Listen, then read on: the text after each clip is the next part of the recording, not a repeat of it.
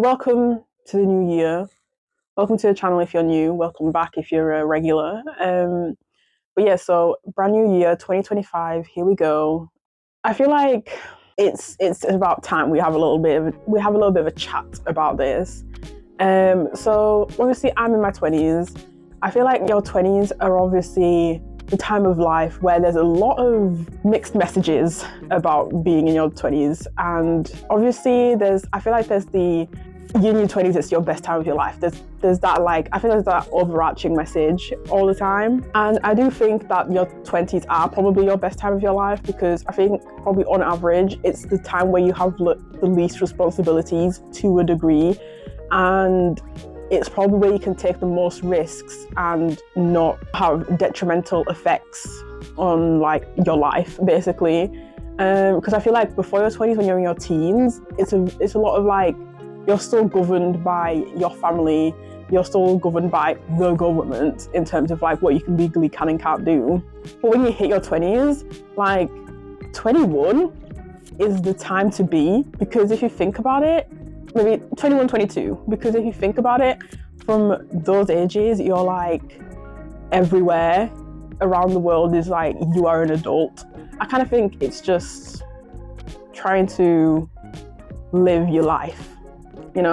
Live it and live it the best you can. Along with that, I feel like you're obviously growing and learning a lot more about yourself, and I feel like what happens in your 20s is kind of like what you take forward in the rest of your life. However, I do believe that in your 30s as well, you can probably hopefully one will be making more money and you're more financially free from your family or whoever it is in your life who you're kind of financially tied to. My point is, when you're living through your 20s, you are kind of like growing, you're understanding yourself, you're understanding other people, and what you want to do, basically, what you want to do in life.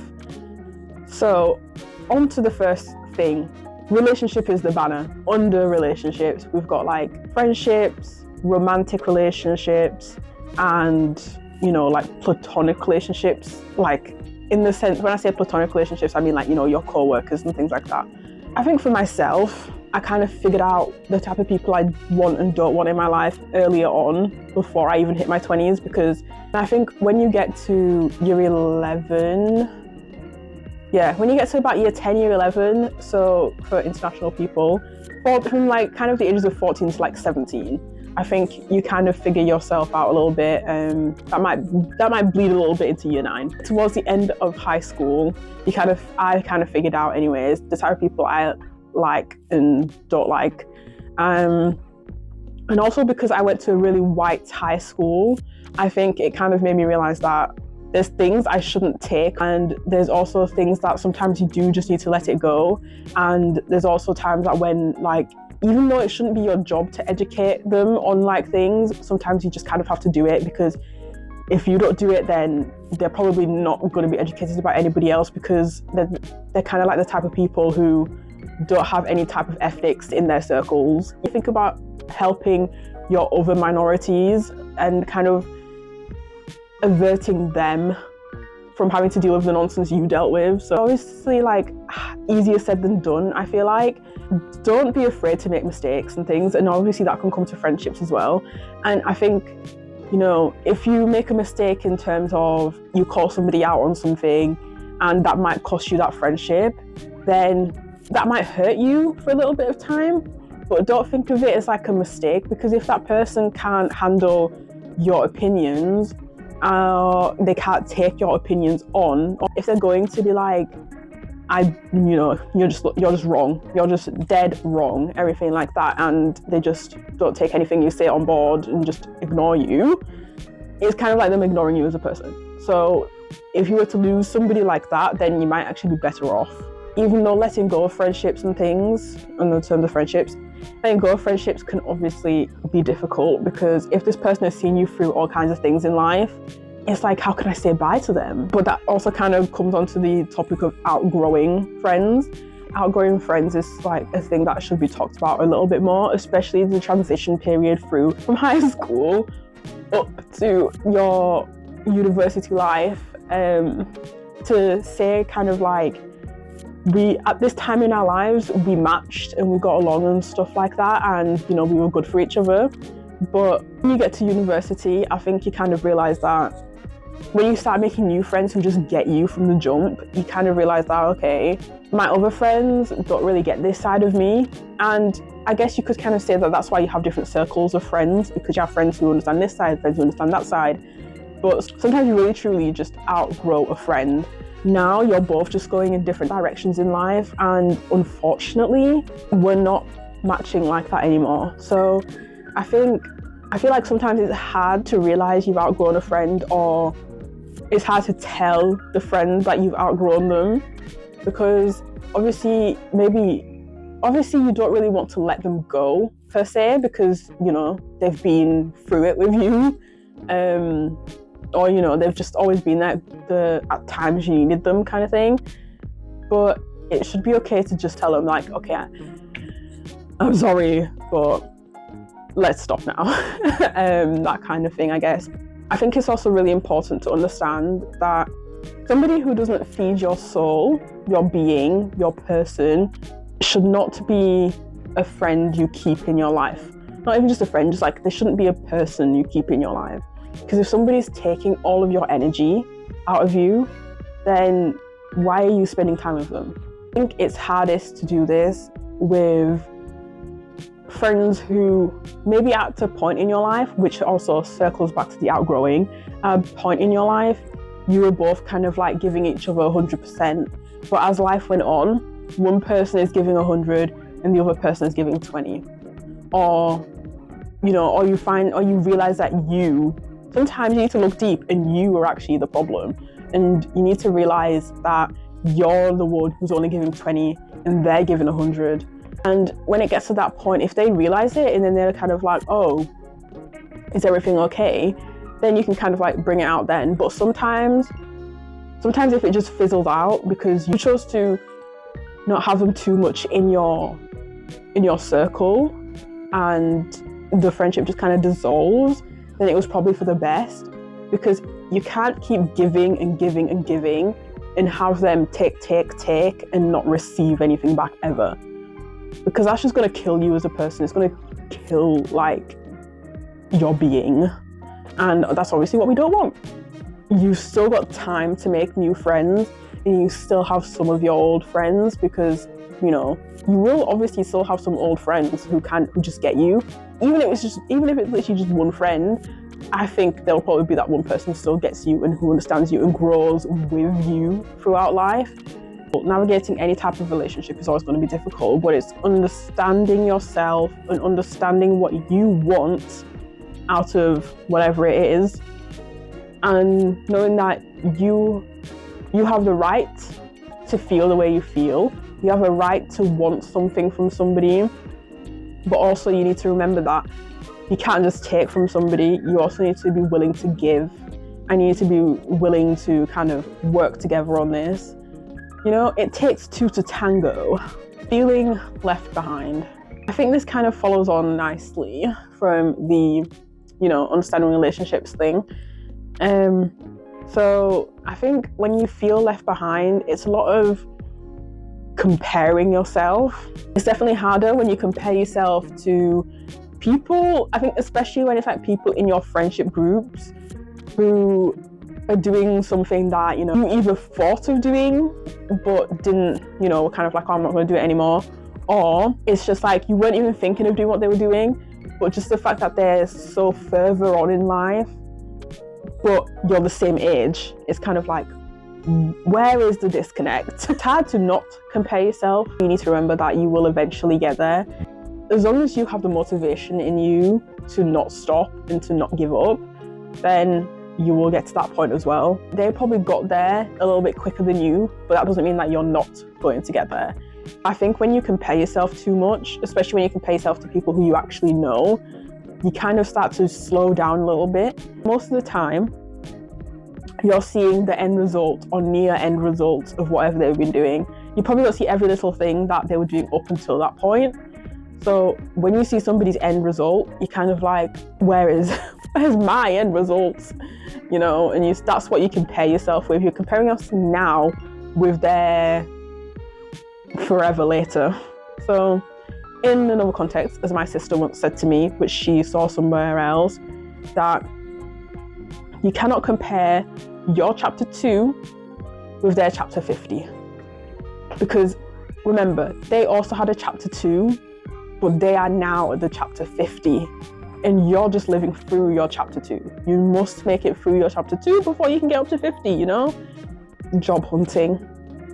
There is nothing worse than trying to find a new job, because sending application after application after application after application to an employer is the worst thing, because especially in your young years, like you finish university, on average, you've probably finished your undergrad, you're looking ahead to the future, you're like, wow, I've just finished a degree I've been working on for however many years and put me into the world of work. But it's not that easy. The application rejections that you will get will probably outnumber the application accepts you will get in life. And I think that's down to like a multitude of things, to be honest. But I just be thinking, oh, why is it just me? But then you kind of like talk to people around you and you realize that they're all getting the same kind of rejections as well, which I guess brings you just a little bit of comfort, because you're not alone in this. You know, when you step out of university, you probably don't have the experience that they're looking for, but it's the fact that you're applying for these entry-level jobs, so then they can give you the beginning experience, they can lay all the groundwork, so then you can go on and, you know, be the best that you can be. However, they just don't want to give you that chance. And you're just like, you obviously want to be making the money, you want to be going to do the things you want to do. However, if you don't have a job, where's the money going to come from? So, you know, it's kind of tough in that respect, and you kind of need to remember that you're not alone in this. I think the big overarching theme of this whole thing is that you're not alone in this. And eventually somebody will say yes. Somebody will see your application. They'll see you in the interview and they'll just be like, they're the one. They are the person I want working with me, for me, whatever. Like, I feel like it's the most annoying thing to say to somebody when they're trying to find a job. It's like, it'll happen. It's just like, but it's not happening. So when is it going to happen? You know, you start to get impatient about it all, and you start to like feel worse about yourself because you're not where you want to be in terms of like finding a job. And you might feel some type of way because everyone else around you's got a job and you're the one who doesn't have a job. And also then because you don't have a job, they're all out doing all this stuff, but you can't fund it because you're struggling to get the money in to fund your extracurriculars. So like when I came out of university, I was in my poor female lead era, where I was working 2 jobs, and it was kind of like, wow, you know, I thought this would be me, you know, but there was no Chebol airway for me at the end, unfortunately. So because of that, I was able to kind of like make a little bit of extra money. I did eventually drop one of them. However, before I got my full-time role now, I was applying for over a year. Like, that sounds so crazy. Like 365 days, give or take a few days. I was waiting for a job. I was waiting to hear back. I was consistently applying. And it gets really draining and it gets really tiring, especially when you know you can do the work, but nobody's giving you the chance. It gets extra like frustrating. But for the girl who was applying for a whole year, just remember that it'll happen. Like, it'll actually happen. So I think, as you know, my endments, there is kind of like a solution for everything. And although I think maybe it sounds a bit pretentious for me to say that there is a solution for everything, and to say that there is a light at the end of that tunnel, and to be telling you all these things, but this is the kind of stuff I would just tell my friend. And that's what I'm trying to convey the most, just to kind of be like, I'm just talking to you as a friend, as somebody who wants you to be your best self. Like, the biggest reason, like, I have this mentality as well is because I think as a teenager, I had a lot of regrets about things, and it was very much like, why did I not do this? Why did I not do that? Like, what could my life be like if I had done that kind of thing? And it probably wasn't until I turned 20, 21, where I was kind of like, just do it then. You know, like, what's the worst that can actually happen? Like, if nobody's going to die dead from my decision, then just kind of do it. And if it didn't work out, okay, it didn't work out. But if it did work out, then like, that's amazing. Like, good for me, good for me. And that's kind of like the thing that I want to be telling people as well. And like I keep saying, like, 20 something is the time to do it, because to a degree, there's probably less repercussions if you doing it in your 20 somethings than if you did it when you were like 50 something, because you've got all of these responsibilities in your 50s probably. I don't know, but you probably have a lot of responsibilities in your 50s compared to in your 20s. So what better time to live your life, and what better time to help other people to live their best life, you know? I feel like I'm at a point now where I'm kind of solidifying a lot of things, but I am still learning things, and it takes time to figure it out. It takes time to get to the mentality where you can be like, it's okay. Yeah, so I guess really truly you don't need to have it all figured out, and this is the time to just continue learning and growing and becoming your future self that you'd be proud of. And also, something also that stuck with me that I saw online is like, be the adult that you would have wanted. Be the adult that your child self would have looked up to and would have wanted for support and stuff like that. And the people in your life who want the best for you will always be rooting for you. So you just need to remember that and keep them type of people with you. And also, I think like for the teenagers who are going to be turning 20 something, like, look forward to it, because really truly I have been enjoying my 20s so much. I hope my video brought a little bit of light to a situation, or perhaps made you think twice about something or someone, whether that's good or bad, I don't know. Or just give you something to watch for a bit whilst I, set up my bullet journal for the year. Let me know in the comments if you enjoyed this content, if you enjoyed me setting up my bullet journal, and if I helped you in any way. Like, I feel like so many, like, everybody and their mother says this, but if I can help one person, then that's enough. Live your life the best you can live it and enjoy every moment of it. So I'll see you in the next video. Bye.